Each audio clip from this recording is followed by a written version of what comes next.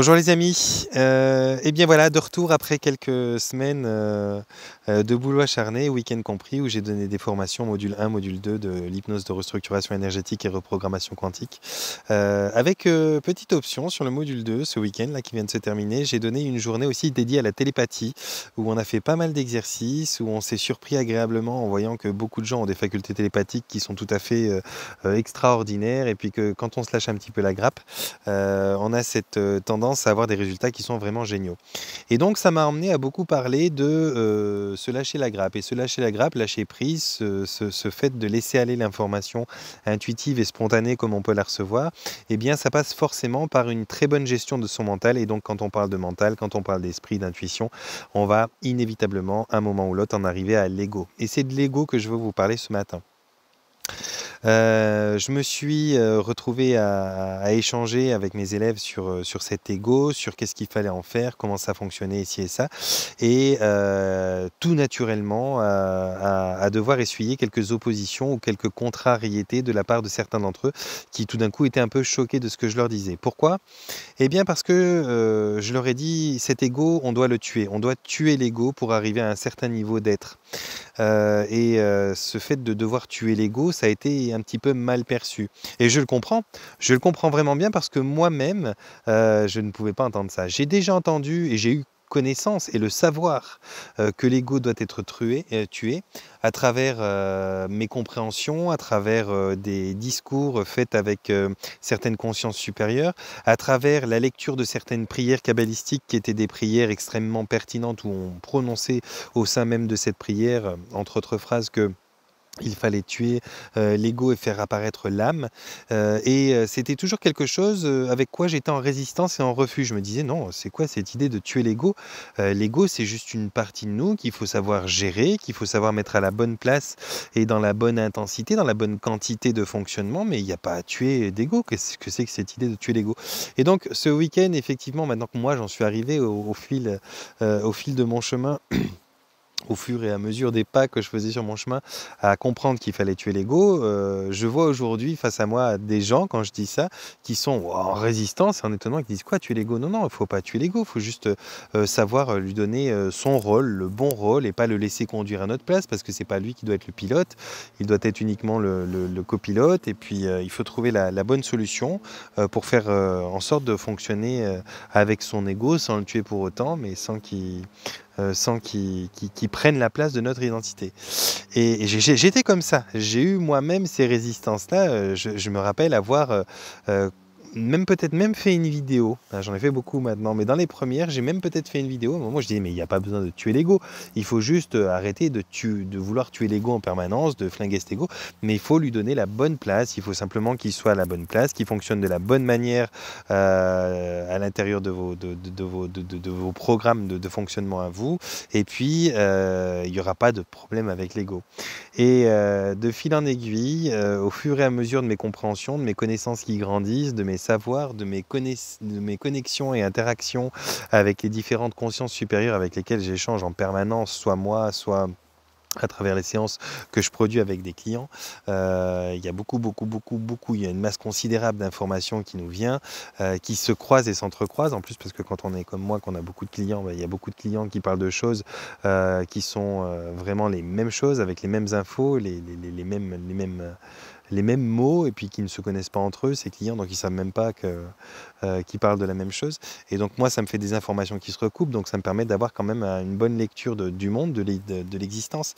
Et sur le thème ego, sur le sujet ego, il y a eu énormément de choses qui sont toujours venues à moi en expliquant que l'ego devait être tué. Et moi, j'étais tellement en résistance avec ce concept de tuer l'ego et de me dire, tiens, on va pas tuer une partie de nous, qu'en fait, j'ai jamais eu la présence d'esprit, je suis pas con, hein, mais pourtant, j'ai jamais eu la présence d'esprit de me dire, mais pourquoi il faut le tuer? Mais alors pourquoi? Qu'est-ce qui fait qu'il faudrait tuer cet ego? Et donc, depuis un moment maintenant, je l'ai eu cette information. Je l'ai eu cette information, et donc j'explique aux gens, à mon tour, à ma manière, de ma façon, que cet ego, si on en a la possibilité, ça serait bien de l'éliminer, de le terminer, quoi. Et les gens sont un peu en résistance. Non pas qu'ils ne soient pas d'accord, hein, qu'il faut lui donner une place qui est beaucoup moins grande et puis qu'il ne faut pas qu'il dirige nos vies, qu'il nous conduise, quoi, et puis qu'il nous fasse avoir des comportements qui sont très égotiques. Mais le tuer, c'est quand même un extrême. L'éliminer, c'est quand même un extrême auquel les gens ne sont pas forcément prêts. Mais c'est parce qu'ils ne savent pas ce qu'est l'ego. Alors, je vais essayer de vous expliquer succinctement, hein, je ne vais pas faire une vidéo de 20 minutes, enfin je dis ça, mais à chaque fois ça finit en une demi-heure, mais succinctement, je vais essayer de vous expliquer un petit peu ce qu'est l'ego. Parce que l'ego, finalement, ça n'est pas forcément une partie de vous. En tout cas, pas naturellement une partie de vous. Quand on entend partie de vous, on entend qu'il y a des parties qui sont physiques, qui sont vos organes, vos poils, votre peau, votre matière physique, hein, dans toutes les parties de ce qu'elle est. Il y a vos parties éthériques, il y a vos parties énergétiques et vos parties supérieures. C'est ce qui compose ce que vous êtes. L'ego, naturellement, dans notre essence originelle, avant qu'on soit incarné dans cette matrice christique, peu importe où on s'incarne dans cette matrice, je vous dis des bêtises, dans cette matrice artificielle qui est au sein d'une matrice qu'on appelle la matrice christique, le grand tout, l'univers. Mais avant qu'on soit incarné dans cette matrice artificielle, on avait tout un tas de choses. Alors peut-être pas forcément un corps physique, parce qu'on n'était pas forcément dans des densités qui méritaient le physique, mais on avait tout un tas de choses, mais l'ego n'en faisait pas partie. L'ego fait partie de votre existence, et vous pouvez même imaginer qu'il fasse partie de vous et qu'il soit une partie de vous, mais ça n'est valable uniquement que dans cette matrice artificielle, ici et maintenant. Qu'est-ce qui fait que vous avez cet ego et qu'il n'est pas de vous? Alors s'il n'est pas vous, d'où il vient? Eh ben, c'est justement ça qui est intéressant. C'est que l'ego, si vous le voulez, je ne sais pas si je ne suis pas un peu brouillon, parce que ça fait quand même 3 semaines que j'affiche là comme ça, sans week-end, sans me reposer. D'ailleurs, si vous voyez mes yeux un peu pochés, vous comprendrez que j'ai extrêmement bien dormi cette nuit, après une pleine lune qui m'a donné 2-3 nuits compliquées. Donc j'ai les gros yeux ce matin, bien reposés. Mais je suis peut-être un peu brouillon et j'en suis désolé, vraiment j'en suis désolé, j'essaye de parler, je peux parler peut-être un peu trop vite parce que je vais aller marcher avec Pachi. Mais pour vous dire, donc cet ego, il n'appartient pas à votre essence originelle et naturelle. Votre essence originelle et naturelle, votre ADN originel et naturel, c'est quelque chose qui est composé de tout un tas de choses, mais sûrement pas de l'ego. Alors l'ego, c'est quoi? Eh bien l'ego, c'est un implant. L'ego, c'est un implant qui vous est lié depuis que vous vous êtes incarné, alors pas forcément dans cette vie-là, ça peut être dans d'autres existences, pas forcément sous la forme d'être humain, d'animal, de végétal ou de minéral sur Terre, ça peut être dans d'autres existences qui soient au sein de la matrice artificielle, mais peut-être pas forcément cette planète. Mais en tout cas, du moment que vous avez mis les pieds dans cette matrice artificielle et dans une de ces planètes pour expérimenter la vie sous les formes qu'elle propose, eh bien, vous avez été empreint d'un ego, plus particulièrement à partir d'un certain degré d'évolution animale et très très très puissamment en tant qu'être humain. Et donc cet ego étant un implant, il n'est pas vous, il ne fait pas partie de votre essence et donc il n'y a pas besoin d'avoir une bonne gestion de son ego, mais simplement de comprendre ce qu'il est, de comprendre aussi ce qu'il n'est pas et donc de faire en sorte de lui donner la place qu'il doit avoir. Et la place qu'il doit avoir, elle est peut-être pas si grande que ça et elle est peut-être pas du tout dans votre existence et dans votre fonctionnement. Je ne suis pas persuadé qu'au cours d'une vie, peu importe les exercices que l'on fasse, on arrive à se séparer de son ego au point de le tuer, même si on s'y entraîne beaucoup, à moins que vraiment on soit dans l'excellence du développement personnel et de la spiritualité. Mais on peut toujours savoir que l'ego n'est pas une partie existante de nous sous notre aspect originel, que ça ne fait pas partie de notre essence divine, et comprendre que ça nous a été rajouté sous forme d'implants, comme nos chakras, nos 7 chakras sont aussi des implants, ça nous a été rajouté pour des principes de fonctionnement dans la matrice artificielle. Ça peut nous être même un petit peu utile parce que c'est lié à des concepts comme la survie, comme des choses comme ça, et c'est dans ce sens-là que ça fonctionne, et c'est ce genre genre de choses que ça entretient aussi notamment la possessivité, la jalousie et tout un tas d'autres aspects de notre existence, mais ça n'est malgré tout pas quelque chose qui nous est naturel, qui nous est originel. Donc quand on dit tuer l'ego, ne soyez pas offusqués ou waouh, surpris parce qu'on le dit, c'est vraiment un aboutissement en soi que de s'imaginer tuer son ego, ou en tout cas s'en séparer, peu importe ce que vous en faites, mais de l'éliminer de votre être, c'est vraiment un aboutissement en soi, parce que ça vous permettra d'être totalement vous dans votre essence pure et originelle et naturelle, sans aucun polluant, sans aucun interférent, sans aucun parasitage. Donc en soi, en termes de finalité, c'est quelque chose qui devrait normalement faire partie des objectifs de votre évolution, de pouvoir vous émanciper totalement de votre ego, de ce qu'on appelle l'ego.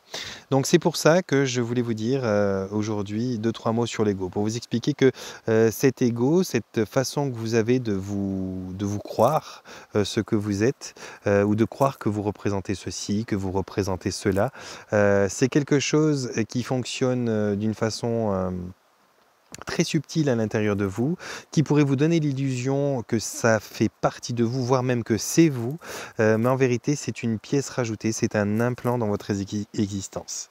Et c'est de ça que je voulais vous parler aujourd'hui. Je ne vais pas vous en parler plus parce que vous avez la possibilité de chercher vous sur internet ou par d'autres biais des bouquins intéressants, très intéressants même, ou par méditation ou autre, des informations sur ce sujet-là et continuer à alimenter vous-même votre connaissance et votre compréhension par vos propres biais, vos propres facteurs, pour ne pas être trop influencé par uniquement ce que je dis. Mais si vous allez chercher dans ce sens-là, vous verrez que cet ego, il n'a pas besoin d'être apaisé, il n'a pas besoin d'être calmé, il n'a pas besoin d'être éduqué, dressé ou bien même encore amoindri. Il a simplement besoin d'être séparé de vous parce qu'il est une pièce rajoutée à ce que vous êtes. Comme certaines autres pièces, peut-être à terme, les chakras devront aussi se retirer du corps pour que vous soyez peut-être en connexion beaucoup plus verticale. Et il y a peut-être encore plein d'autres choses que je ne sais pas encore et que j'apprendrai en cours de route.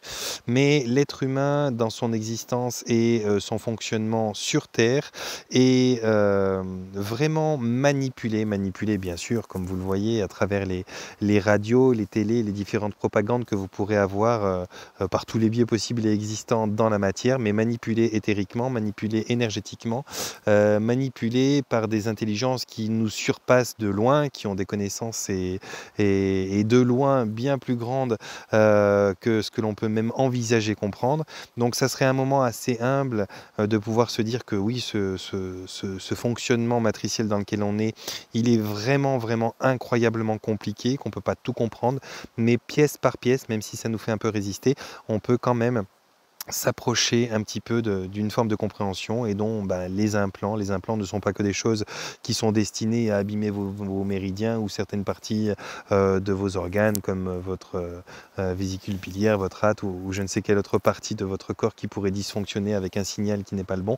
C'est pas uniquement ça, c'est aussi des choses qui peuvent vous permettre d'exister tout en ayant une façon d'être soumis dans un environnement qui est destiné à ça. On le fait, nous, en tant qu'êtres humains, hein, avec des animaux.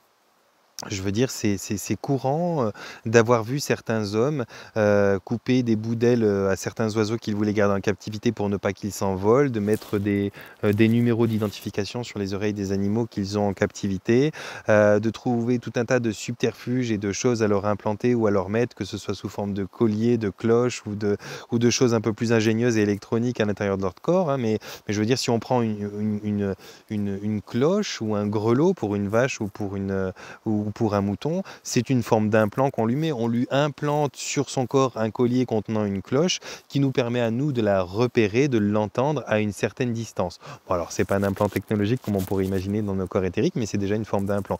Il y a tout un tas d'implants qui peuvent exister, des plus archaïques aux plus technologiques, qui peuvent être plantés sur des animaux, et nous, on est les animaux de certaines races prédatrices qui se servent de nous et des énergies qu'on produise. Eh bien, certains implants sont mis en nous. Alors, bien sûr, l'avance intellectuelle et les connaissances pour avoir conceptualisé, créé même ce genre d'implant, nous dépasse de tellement de millions d'années-lumière que pour nous c'est presque magique, mais sachez-le, votre ego, vos chakras sont des implants. Bien sûr, on est à des années-lumière, encore une fois, de pouvoir comprendre le concept même de la création de ces implants, de pouvoir imaginer créer ce genre de choses, mais ça n'en est pas moins des implants, et ces implants ont été mis sur nous et les êtres que nous sommes pour pouvoir faire de nous leur bétail. Alors, renseignez-vous, essayez de comprendre, soyez pas toujours en résistance face à des informations, même quand elles paraissent grosses comme l'Everest et imbuvables, parce que des fois, petit à petit, de pouvoir ne serait-ce que rentrer en conscience le fait que ceci ne fait pas partie de nous et que c'est quelque chose qu'on va pouvoir avoir besoin d'éliminer de notre existence un jour, c'est déjà un premier pas vers une évolution possible. Si on veut simplement se rassurer et entendre ce qui nous arrange, dans le sens ouais, il faut apaiser notre ego, faut pas le tuer et tout. C'est un petit peu comme contourner la vérité. Et en contournant la vérité, on ne sera jamais dans une possibilité d'évolution qui nous emmène à un aboutissement qui soit le plus complet qu'on puisse imaginer. J'en suis loin et je ne pense pas que je le ferai dans cette vie-là, hein, l'aboutissement dont je vous parle. Mais à un moment ou l'autre, il faut peut-être amorcer le cheminement vers ça. Et certains, pas beaucoup, je pense, mais certaines personnes qui me regardent et qui font partie des abonnés que j'ai ou qui regardent d'autres chaînes, dont moi, qui sont déjà à un certain niveau d'avancement dans leur compréhension, vont peut-être pouvoir faire de cette information que je vous donne aujourd'hui une ressource précieuse pour pouvoir commencer à conscientiser des choses qui va leur permettre de prendre une certaine distance déjà au moins avec leur ego et de le comprendre différemment. Et le fait de comprendre différemment ce qu'il est, ça va vous permettre d'avoir une posture plus facile à aborder pour pouvoir vous en distancer. Parce que distancer quelque chose qui semblerait être nous et notre nature, c'est presque un petit peu bizarre. Mais distancer quelque chose qui nous a été implanté de façon vicieuse et sans notre consentement premier, pour des raisons que l'on ne maîtrise pas, c'est déjà un peu moins bizarre et c'est déjà plus facile à mettre en œuvre. Et on a besoin de mettre en œuvre des choses de plus en plus grandes et de plus en plus puissantes pour pouvoir déposséder de cette grande force de manipulation et de cette grande avance, et bien toutes ces races qui nous maintiennent et qui nous conduisent vers l'abattoir quelque part. Donc petit pas par petit pas, culture, brindille de culture par brindille de culture, compréhension par compréhension, on va essayer de s'aider les uns les autres à se donner des informations qui nous soient les plus profitables pour qu'on puisse guider notre existence vers notre plus grande souveraineté. Parce qu'aujourd'hui, on a cette idée, cette tendance à croire qu'on a notre libre arbitre, que l'on est totalement libre de pouvoir faire nos choix comme on le veut sur tous les aspects de nous-mêmes. Et la vérité, c'est que, et merci à ceux qui nous aident à avoir ces compréhensions, la vérité, c'est qu'on n'a pas totalement notre libre arbitre. On est des êtres souverains, on est des êtres divins, oui, qui sommes quand même en captivité avec tout un tas d'interférences et de parasitages qui nous empêchent d'être dans notre plein potentiel, un manque de volonté et de pertinence de notre part aussi qui joue dans ce sens-là.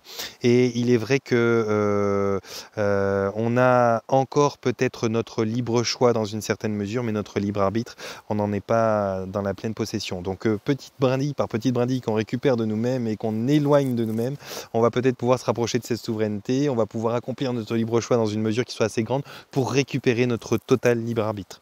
Le libre arbitre, c'est de pouvoir avoir vraiment une vision éclairée sur toute chose en tout temps.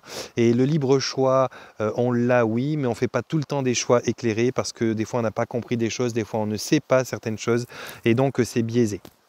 Voilà mes amis, je voulais vous donner ça comme info pour aujourd'hui. Vous avez la possibilité de me rejoindre sur le groupe L'Intention Base du Changement pour pouvoir échanger et communiquer avec moi. Vous avez de toute façon en haut dans ma page YouTube, dans la rubrique à propos, les moyens de me contacter, de rentrer en communication avec moi. Donc le groupe L'Intention Base du Changement, vous pouvez y adhérer et puis avoir toutes les informations sur les déplacements que je fais, les différentes formations que je donne, les modules divers et variés que je suis en train de mettre en place. Et puis pour les tournées, ça continue. J'en ai une au mois d'octobre dans la région de Beauvais, pas loin de Paris. Profitez-en parce que j'y passe pas beaucoup par là-bas. Et au mois de novembre, je me retrouve dans la région toulousaine, qui est celle où je suis la plus demandée. La région sud-ouest de la France, c'est la région où je suis le plus demandé. Et j'ai encore plein de places pour la région toulousaine au mois de novembre. Donc n'hésitez pas à vous inscrire. Et il y aura des formations module 1, il y aura des séances individuelles, de la formation module 2. Donc soyez les bienvenus. Et puis pour la suite, ça va s'annoncer bientôt. Je vais voir un petit peu où je vais aller, peut-être en décembre et en janvier. J'ai pas mal de choses qui sont en tête, peut-être les départements d'outre-mer, mais je pourrais faire les deux parce que je peux faire deux séances de tournée dans le mois. Donc je vais voir comment je vais faire. Vous aurez les informations qui vont suivre. D'ici là, je vous envoie un panier de bisous. Je vous souhaite de vous porter bien, de prendre soin de vous. de passer le maximum de temps pour vous et entre vous, les gens qui vous aimez, et de tenir bon aux vagues de l'automne qui arrivent et à la lumière qui commence à manquer. Panier de bisous, portez-vous bien, prenez soin de vous.